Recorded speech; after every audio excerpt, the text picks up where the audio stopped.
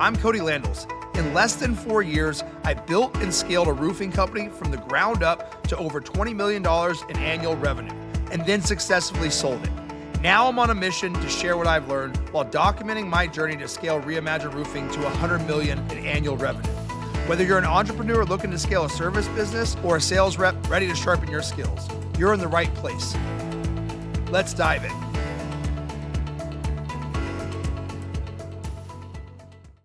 All right, going to give everybody one more minute to hop in, and then we're going to kick it off today. So today we're going to do what I like to call Solar 102.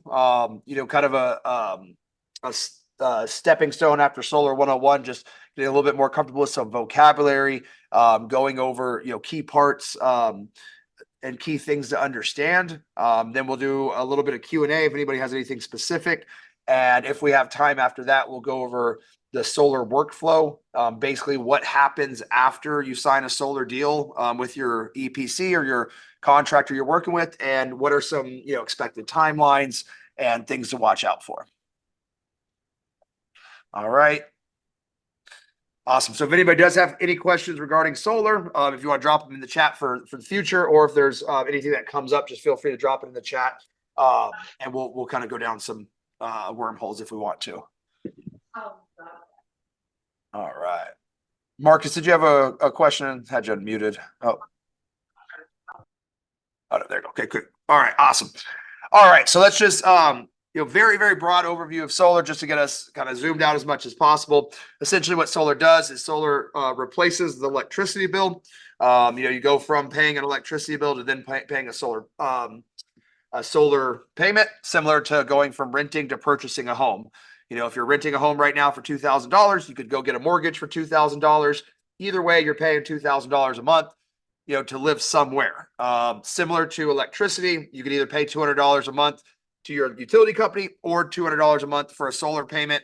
Maybe you'll save some money day one, which in most cases you will, but that's the general idea around solar. Biggest benefit of it is locking in a payment, just like you lock in a mortgage. If you're paying $2,000 a month for a mortgage, in 5 years, you're still paying $2,000 a month. In 10 years, you're still paying $2,000 a month. Whereas if you're renting every single year, or every other year, or every 5 years, whatever the case may be, the landlord's going to come back and say, hey, rent's gone up at $100. So you're $2,000 today. Next year, you're $2,100. In 5 years, you're $2,500. In 10 years, you're $3,000.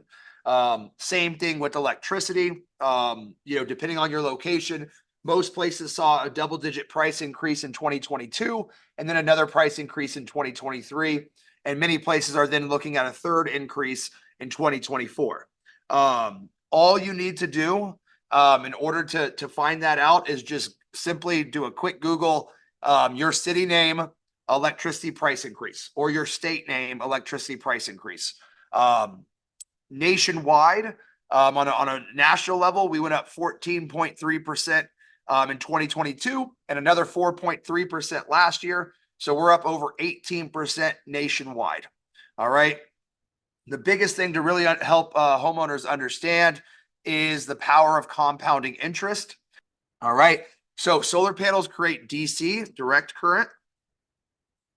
Our homes use AC, alternating current. Alternating. So in order to change direct current to alternating current, it has to go through an inverter. All right. And now on an inverter, your two main types are a centralized inverter and a microinverter. Centralized inverters are typically made by Solar Edge. Microinverters are made by Enphase. Okay. The microinverters are a superior product. It's kind of like using peel and stick underlayment. Not 100% necessary, compared to a synthetic under shingles, but it is definitely an upgrade and definitely something that provides additional value. All righty. Any questions about any of those things that we just talked about before I get into a little bit of the vocabulary and things to understand? All righty. Cool. So let's talk about the vocabulary. All right. First biggest vocabulary word that we want to know. And let me drop this in the chat.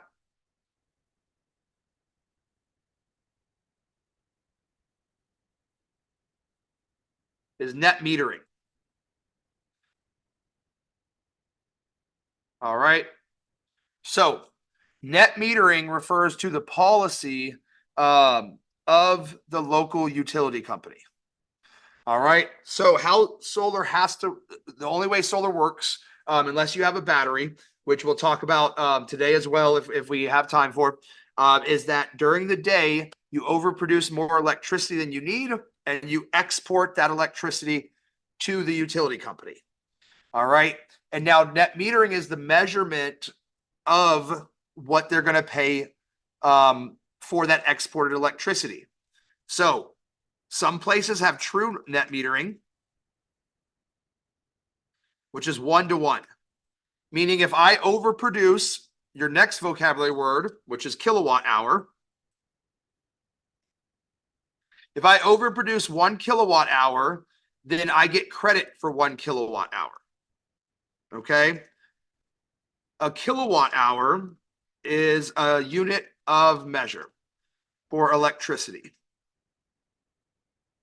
Okay.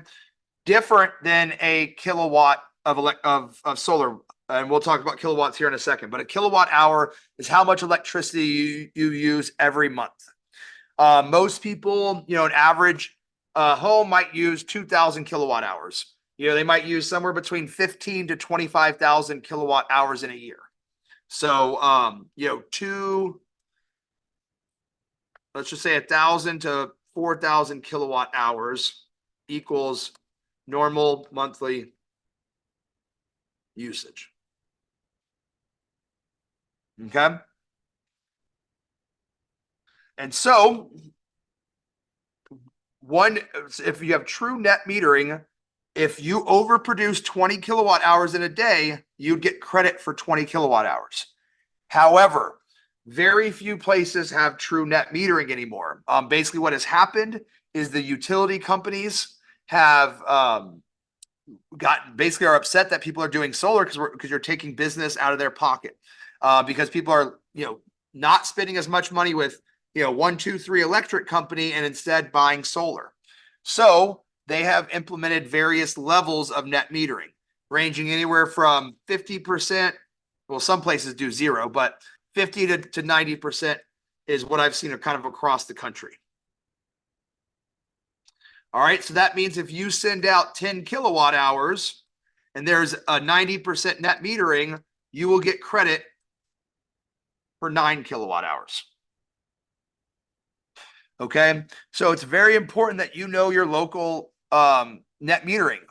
Now, the good thing is that if you're using proposal software, which I imagine everybody is, whether it's Solo or Open Solar or Aurora, Sumo Quote, there's 10 plus types of solar proposal software. They will do all of this math for you. Okay, but it's still important when you're talking to a homeowner to know what your local net metering policy is. All right. Do I have any questions about net metering or any questions about kilowatt hours or how they work? Nope. All right. Awesome. We'll keep rolling then. So that is your economic side of things. That's really important to know is your local net metering policy. All right. Next, we want to talk about watts.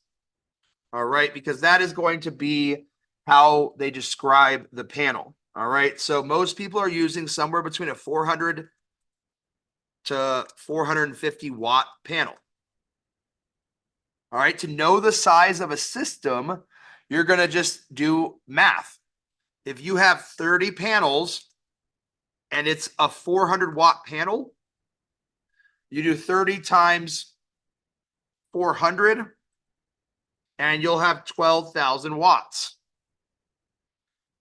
Well, in solar, we talk about solar size system as kilowatts. All right. 1 kilowatt equals 1,000 watts. So if you do the math, 12,000 watts equals a 12 kilowatt system. All right. So if you have 30 panels that are 400 watts a piece, you now have a 12 kilowatt system. And that's what you would talk to the homeowner about is, hey, we're looking at 30 panels, which would give you a 12 kilowatt system, et cetera, et cetera. All right. That is different than kilowatt hours. Okay. Kilowatt hours is a unit of measure of how much electricity versus a kilowatt is a measure of system size. All right. And a kilowatt hour is just the amount of energy delivered by 1 kilowatt of for 1 hour. That's why it's a kilowatt hour. Okay. All right. So that is how you would, how you build a system. And let's just do it again, just to show everybody, let's say you had 28 panels and they were 420 watt panels. That means you do 28 times 420. That means you'd have 11,760 watt system.